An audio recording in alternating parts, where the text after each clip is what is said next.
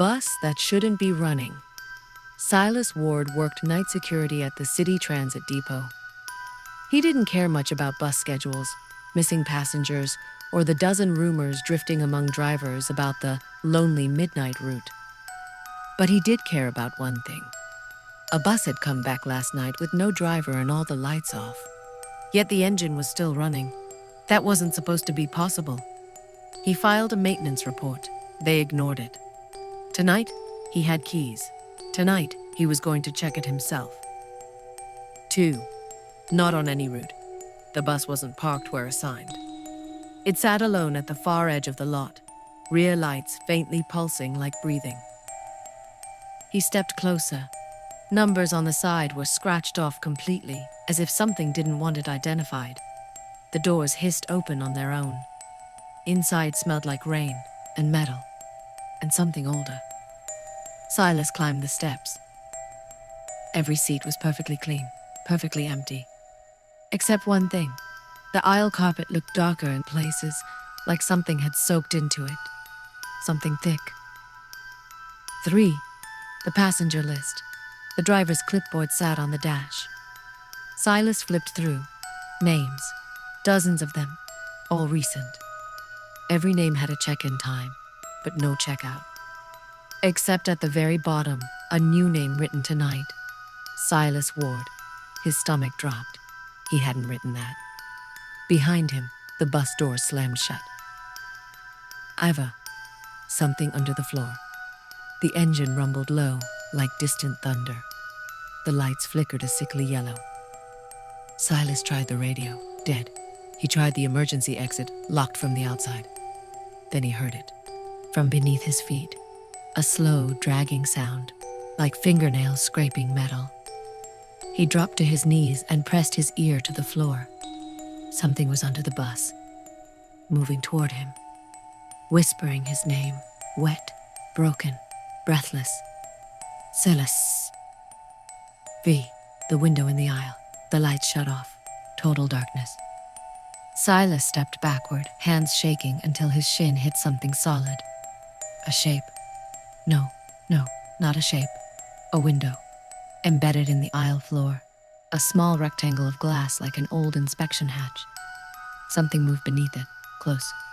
He crouched and shined his phone light. What he saw wasn't a road or pavement. It was faces pressed upward from the darkness, screaming silent, eyes wide, mouths open.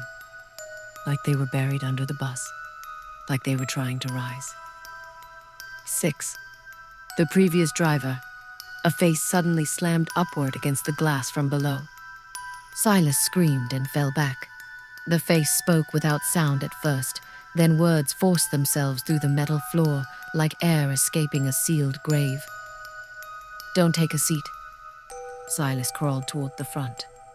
The dashboard radio crackled alive, not static. Voices.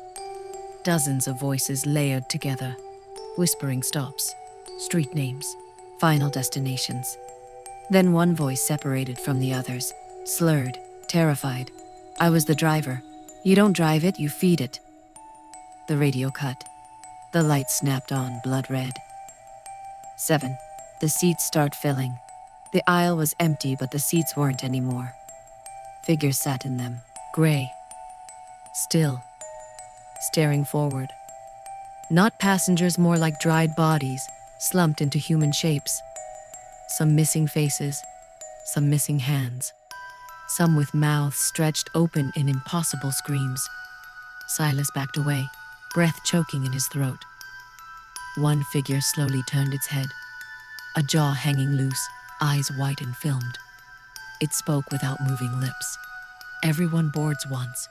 No one gets off. 8. The conductor of the dead route.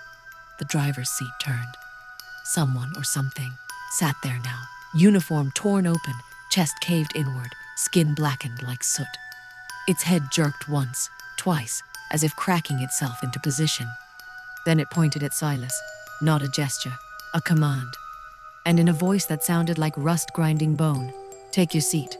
Silas ran, but the aisle grew longer, seats multiplying, an endless corridor of dead. Every figure turning, every mouth speaking the same words in the same decayed voice. Sit, sit, sit. The horrible ending. Silas never made it to the doors. They folded shut. The bus lurched forward. Down streets that weren't in the city, not anymore. He screamed, pounded windows, begged. Doesn't matter. When they found the bus the next morning, it was parked neatly in its assigned slot. Door open, lights off, engine cold. No Silas. But there was something new.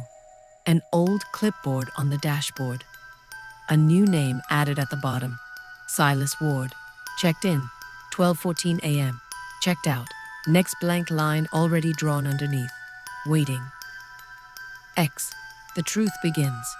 Transit officials quietly removed that bus from public routes, claiming mechanical issues. But some workers swear they saw maintenance open a sealed panel beneath the floor and find piles of rotted clothing and bone fragments wedged between the chassis frame, as if something below the bus had been feeding upward. A month later, the midnight route was reactivated. Same bus. Same number removed from the exterior.